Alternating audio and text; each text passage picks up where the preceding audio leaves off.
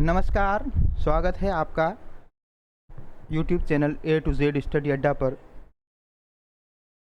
इसमें जवाहर नवोदय विद्यालय सैनिक स्कूल और राष्ट्रीय मिलिट्री स्कूल के तहत हम आज टॉपिक लाए संख्या पद्धति, जिसका थ्योरी कुछ कल के पार्ट में हुआ है। कुछ थ्योरी के साथ बहुत ही महत्वपूर्ण MCQs लाए हैं जो परीक्षा के दृष्टिकोण से बेहद कारगर साबित होंगे। आप जुड़े रहें हमारे साथ अंत तक। इसमें बहुत ही बेस्ट ट्रिक के साथ में ऐसे प्रश्न हैं जो बिल्कुल परीक्षा में छपते हैं, तो आप अंत तक जुड़े रहेंगे तो इसका आपको बेनिफिट अवश्य मिलेगा। बिना देरी किए चलते हैं अपने टॉपिक की ओर।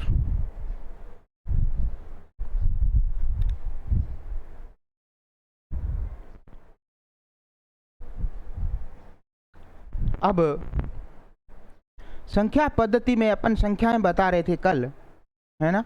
तो उसमें प्राकृत संख्याएं, पूर्ण संख्याएं, सम संख्याएं, विषम संख्याएं, पूर्णांक संख्याएं, यहाँ तक की बात हमने पहले वीडियो में कर रखी है अच्छे ढंग से। और आज हम बताएंगे अभाज्य संख्याओं के बारे में। अभाज्य संख्याएं,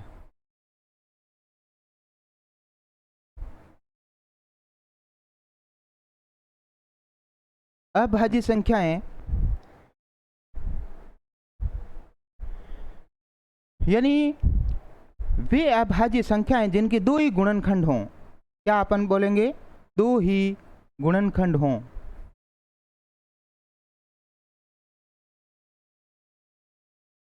दो ही गुणनखंड हों उन्हें अभाज्य संख्याएं कहते हैं। या ये किसी के पहाड़े में नहीं आते हैं। गुणनखंड कौन कौन से होते? दो। वो एक तो एक होता है और एक होता है स्वयं संख्या। एक तो एक होता है और दूसरा क्या होता है? स्वयं संख्या होती है। तो ये दो ही गुणनखंड हो गए। अब बात करें जैसे कि जैसे अपन संख्याएं ले लेते हैं। मैंने जैसे मैं करके दे देता हूँ 2, 3, 5, 7, 11, 13, 17, 19, 23, इस प्रकार से ये संख्याएं चलती रहती हैं। और ये 1 से 100 तक में कितनी होती हैं? 25 होती हैं, है ना? और 1 से 50 तक में कितनी होती हैं? 15 होती हैं। तो ये पूरी संख्याएं अपन बात इसमें बच्चे डिस्कस कर लेते हैं। अब इसमें देखो इसके गुणनखंड क्या होंगे। ये एक तो एक होगा और एक ये दो खुद है। 3 में भी 1 और 3 खुद होगा। 5 में भी 1 और ये 5 खुद होगा। 7 में भी 1 और 7 खुद। और कोई इसमें या इस किसी के पहाड़े में ये संख्याएं नहीं आती हैं। और ठीक है, तो इनको ऐसे समझना है। और आगे संख्याओं का आप विस्तृत, यही प्रश्न छपता है ना? अभाज्य संख्याएं। और फिर होती है भाज्य संख्याएं। फिर कौन सी संख्या आती है? भाज्य संख्याएं।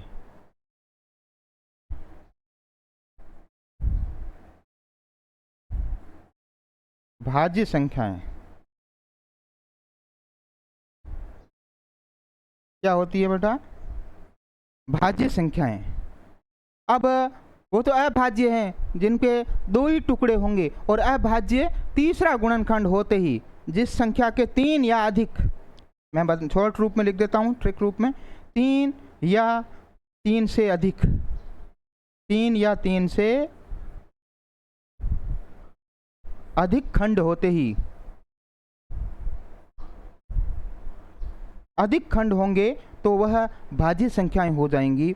जैसे इसमें प्रश्न, सबसे छोटी भाज्य संख्या कौन सी है? तो वो 4 से स्टार्ट होता है। मोस्ट इंपॉर्टेंट प्रश्न है।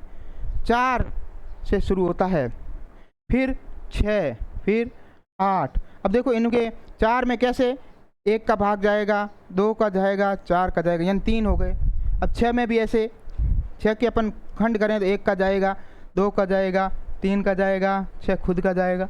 तो इस प्रकार से ये संख्याएं चलती है। और यहाँ से ये एक प्रश्न पूछा जाता है।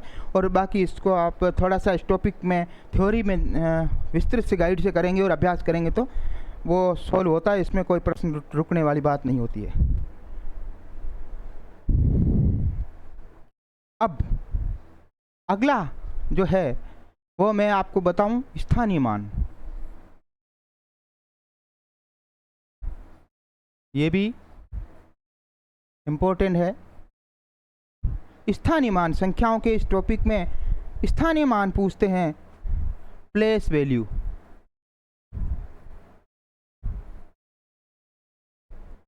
प्लेस वैल्यू इसको कैसे समझेंगे बच्चे? इसको इस प्रकार से समझेंगे कि कौन सी संख्या किस स्थान पर है। नाम से ही इसके से अपने को पता लग रहा है कि कौन सी संख्या किस स्थान पे है। जैसे मैंने संख्या लिख ली है ना, ये संख्या कोई लिख ली 1786 अब उसमें पूछ लेगा 8 का स्थानीय मान। क्या पूछेगा?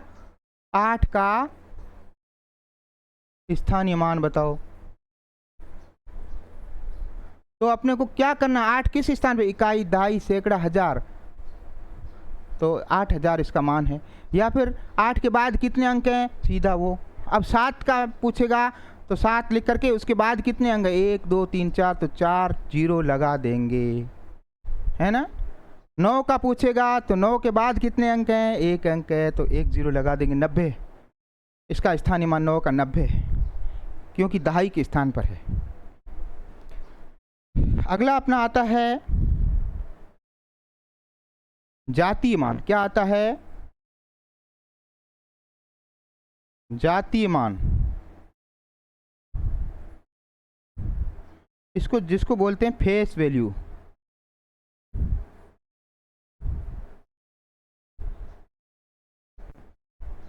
जातीय मान यानी फेस, अपना चेहरा कैसा होगा, जैसा चेहरा कुदरत ने दिया है वैसा ही दिखेगा। तो जातीय मान वही अंक होगा। क्या होगा? वही अंक जो पूछेगा ना। जैसे बोलिया 934 में 3 का जातीय मान बताओ। जो 3 का जातीय मान 3 ही रहेगा, 9 का जातीय मान 9 ही रहेगा, 4 का जातीय मान 4 ही रहेगा।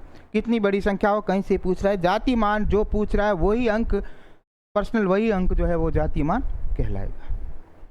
इनको आप अच्छे से समझ लें, एक बार रोक के चलते रहें ताकि आप देख लें और लिख लें, कॉपी में नोट करते जाएं।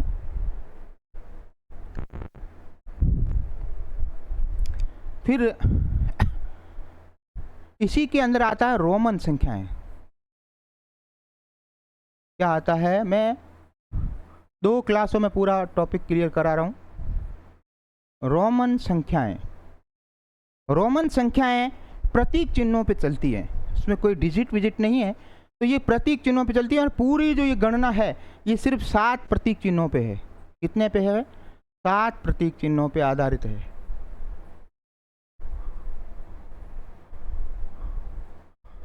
पर आधारित है ये।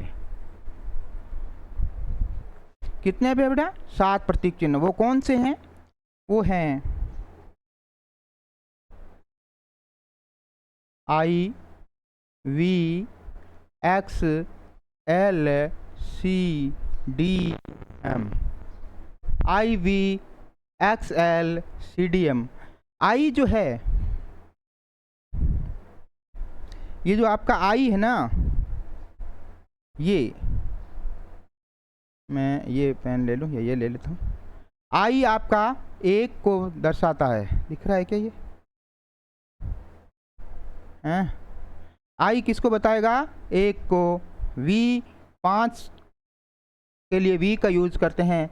X जो है वो 10 के रूप में, L 50, C 100, D 500 और M 1000। तो ये गणना में इस प्रकार से तालिका में रख देते हैं।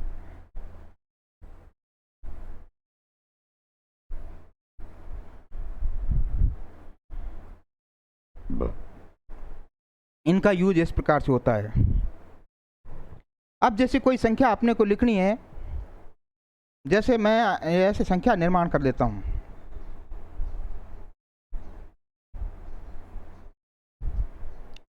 देखिए ये L किसको डिनोट कर रहा है?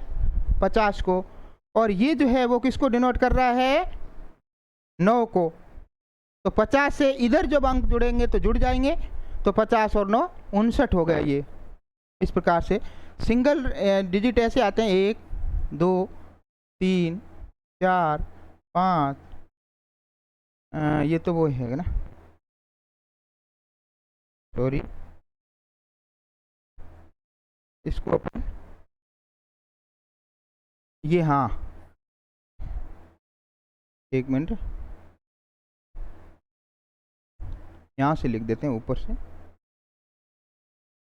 2 3 4 5 6 7 8, ठीक है ना, ये 9 और ये 10, और उसके बाद में 10 के बाद में इधर एक ऐसे रखते जाएंगे तो 11 12 के रूप में वो गिनती आती थी। और मेन प्रश्न यहीं से पूछता है।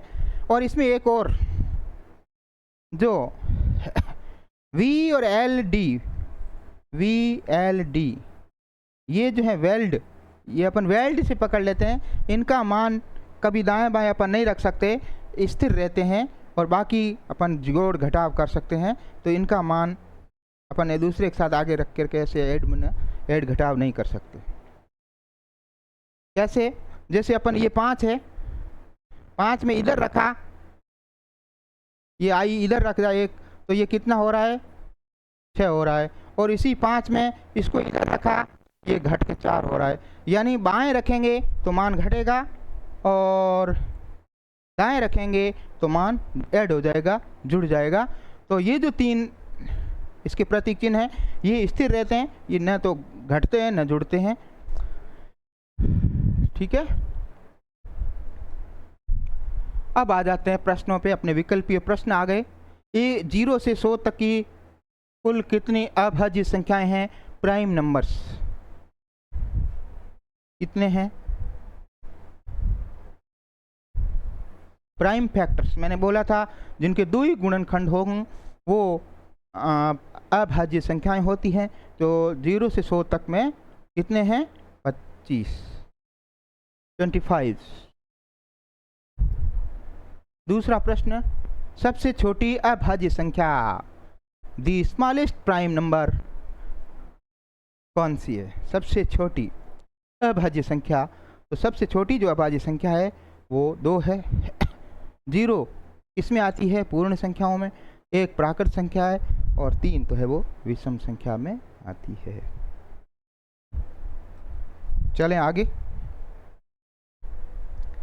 अगला पूछ रहा है संख्या, इसमें 8 का स्थानीय मान मैंने बताया था जिस स्थान में है उसके पीछे के डिजिट गिन लो। जैसे 8 का पूछ रहा है तो 8 के बाद कितने अंक हैं, 3, 8 के बाद 3 0 वाला आंसर। बेस्ट लग रहा हो तो आप हमारे कमेंट बॉक्स में राय ज़रूर देना कि हमारे कितने बन रहे हैं। तुलना करते रहें स्वयं की और तैयारी करते रहें। अच्छा लग रहा हो लाइक एंड शेयर सब्सक्राइब अवश्य करें, और अपने दोस्तों को भी शेयर करें वीडियो। 4 अंकों की सबसे बड़ी और 3 अंकों की सबसे छोटी संख्या का अंतर क्या है। इस संख्या मैं थोड़ा रुक रहा हूं, आप इसको करके बताइए।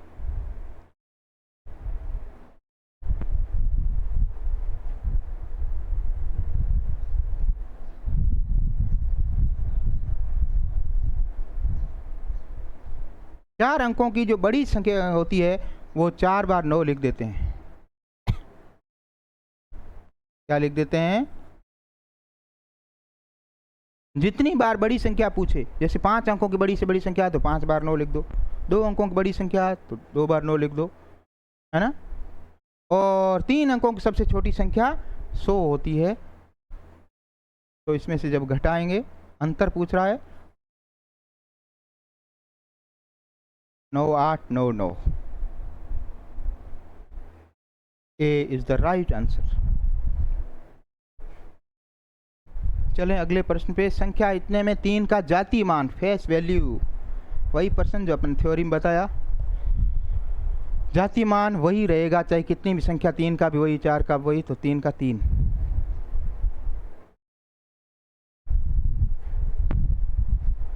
अगला प्रश्न, 0 से 50 तक सभी विषम संख्याओं का योग क्या होगा?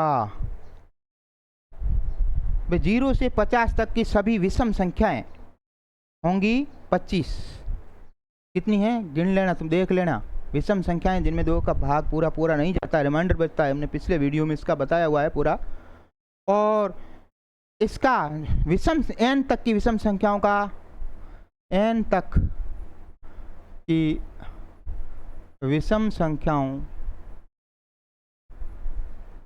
का योग का सूत्र होता है n स्क्वायर। क्या होता है? n square. तो n यानी जो 25 संख्या है अपने के बीच में, तो 25 का स्क्वायर क्या होगा? 25 का स्क्वायर 625। निकालना नहीं आ रहा है तो ऐसे लाइन खींच लो, यहाँ लिख लो 5 का 25 और 2 का 4, फिर इन दोनों का गुणा करो, 2 दूनी 5 दूनी 10 और 10 दूना 20, फिर उसको डबल करके इस रूप में घटाओ, ना इधर ना इधर। अब 5 5, 2 का 2, 4 और 2 6। किसी भी संख्या का स्क्वायर निकालना है तो आप इस विधि से बड़े इजी तरीके से निकाल सकते हैं, शॉर्ट ट्रिक के माध्यम से। अगला है, निम्न में से कौन सी संख्या 3 से पूर्णतः विभाज्य है? कौन सी संख्या जो है वो 3 से पूर्णतः विभाज्य है?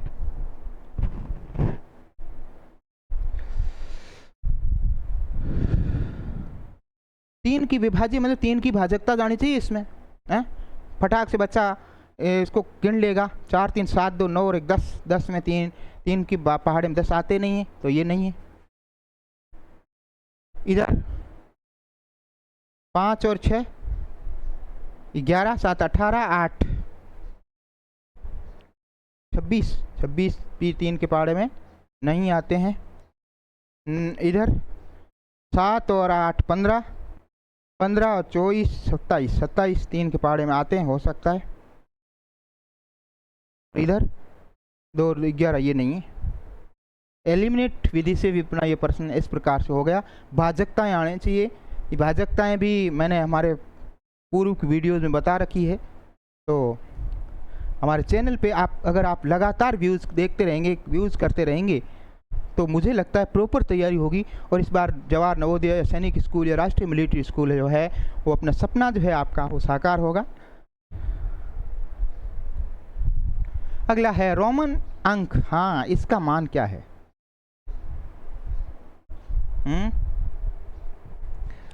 देखो, एल जुड़ता नहीं है, एल से इधर घट सकता है, ये घट सकता है, लेकिन एल खुद नहीं जुड़ता है। तो अपन इसको घटाएंगे। जब एल का मान 50 है, इसका एक्स का मान 10 है, तो 50 में से 10 घट गए, कितने बच जाएंगे? 40। और इधर ये है ना, ये 9 का इंडिकेट कर रहा है, तो 40 और 9 49। बिल्कुल इजी है। अगला है संख्या, इसकी पूर्ववर्ती संख्या क्या है? पूर्ववर्ती यानी पहले की, परवर्ती यानी बाद की। तो पहले की पूछी है 1 लाख से 1 कम, 1 लाख से 1 कम क्या होगा? 90,999। ए इज द राइट आंसर। घटा के देख लोगे। 5 अंकों की सबसे छोटी संख्या जो 10 से विभाज्य हो, 5 अंकों की सबसे छोटी संख्या जो 10 से विभाज्य हो। अब 10 से विभाज्य के लिए क्या आना चाहिए? अंतिम में 0 तो होना ही चाहिए, ये नहीं है। अब छोटी संख्या ये है 11,000, ये है 10,000, ये 10,010। तो छोटी पूछी है ना, तो 10,000। प्रथम 5 अभाज्य संख्याओं का योग। प्रथम 5 अभाज्य संख्याएं। अब अभाज्य संख्याएं 1 से 100 तक की बच्चों को ध्यान होनी चाहिए, है ना। यहाँ 5 पूछी है, 2 3 5 7 11, इनका योग कर लो। 3 और 2 5, 5 10 7 17 और 1 18, 1 और 1 2 28। 28 इज ऑप्शन सी।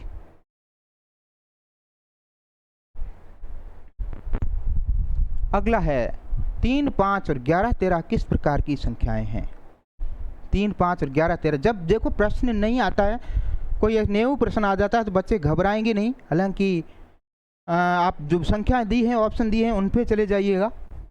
सम संख्याएं तो नहीं है ये, है ना, क्योंकि 3 5 सम संख्याएं तो नहीं है, पूरे चलने से विषम संख्याएं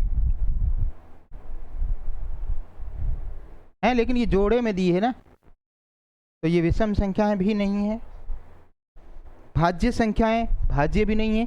रही जुड़वा अभाज्य की बात, तो जुड़वा अभाज्य है जिनका HCF 1 होता है, वो जुड़वा अभाज्य होती है। और HCF ज्ञात करने के लिए बड़ी में छोटी संख्या का भाग दोगे तो एक ही बचेगा उधर। किसी अभाज्य संख्या के कुल कितने गुणनखंड या फैक्टर होते हैं? किसी अभाज्य संख्या के कुल कितने गुणनखंड होते हैं? तो वो मैंने बताया था, 2 ही होते हैं, एक तो 1 और एक संख्या स्वयं। तो ये अपन ऑप्शन बी इसको क्लिक करते हुए आगे बढ़ेंगे। हाँ, संख्या में 5 के स्थानीय मान और जातीय मान का अंतर क्या है? भाई 5 कहाँ पे है भाई? 5 यहाँ पे है ना, पीछे कितने 3 0 यानी 5000, और फिर 5 का जातीय मान तो 5 ही रहेगा, तो 5000 में 5 कम, ये पूरा 5 है, ये 5000 से 5 अधिक है, ये 4990, 10 कम है, ये सही 95।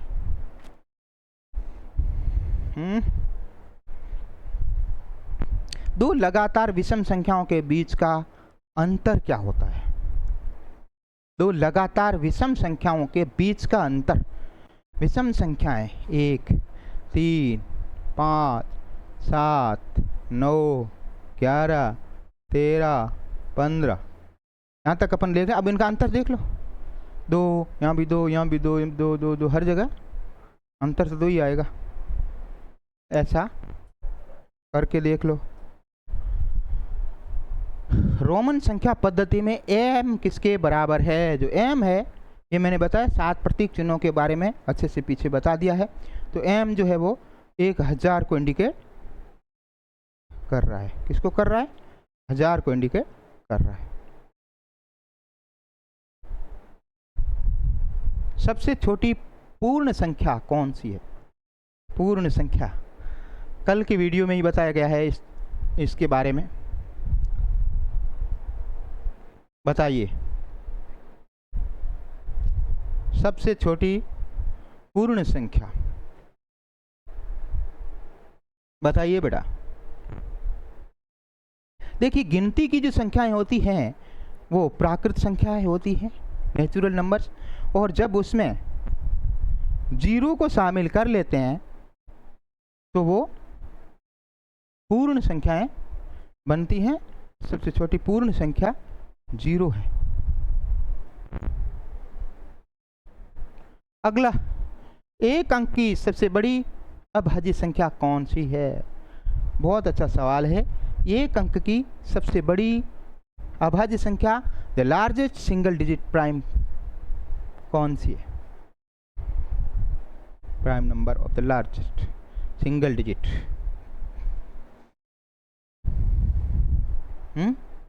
दो सबसे छोटी, 3 5 7 9 नहीं आती। 9 के तो 3 फैक्टर हो जाते हैं, फिर सीधी 11 पे चली जाती है। तो एक डिजिट की जो है वो 7 है। सिंगल डिजिट की सबसे बड़ी अभाज्य संख्या जो है वो 7 है बेटा, ध्यान रखना। सबसे छोटी 2 है। यदि अंकों का योग 9 से विभाज्य है तो वह संख्या किससे विभाज्य होगी? अंकों की संख्या 9 से विभाज्य है तो वह किससे विभाज्य? 2 से तो होगी नहीं, क्योंकि रिमाइंडर बच जाएगा। 3 से हो जाएगी और 9 से खुद से हो जाएगी।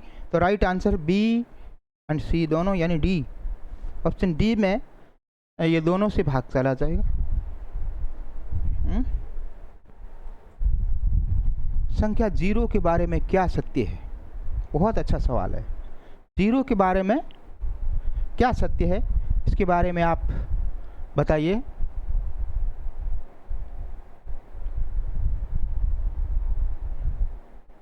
बताइए बेटा, बहुत अच्छा सवाल है ये। क्या जीरो विषम संख्या है? विषम संख्या नहीं है। क्या अभाज्य संख्या है? अभाज्य संख्या है तो 2 से शुरू हो रही है, नहीं है। क्या भाज्य संख्या है? जीरो में किसी का भाग देंगे अपन तो, जैसे 2 का भाग देंगे तो 2 0 0।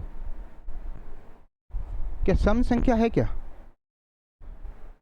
अब जैसे हाँ 2 0 सम संख्या, देखो सम की पहचान क्या है? इकाई अंक 0 2 4 6 8 हो, तो यही उत्तर है। ज़्यादा प्रेफर सम संख्या को और कर रहा है।